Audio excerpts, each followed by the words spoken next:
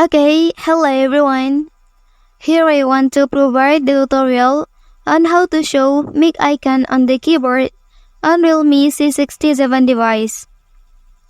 Okay, to show the microphone icon on the keyboard, you'll need to enable the voice input or speech-to-text feature on your device. Well, here is how you can do it on your device.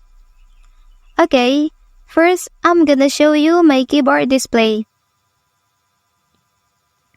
Well, after that, here you could see that there is no mic icon on the keyboard.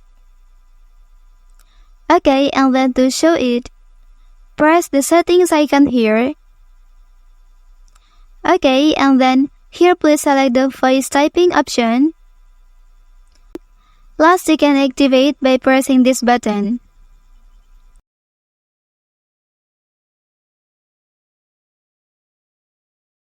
Well, and then, now mic icon is successfully appear at the top of the keyboard. Well, that's the tutorial on how to show mic icon on the keyboard on Realme C67 device. If you are helped by this video, don't forget to like and subscribe to get other information from this channel. Thank you.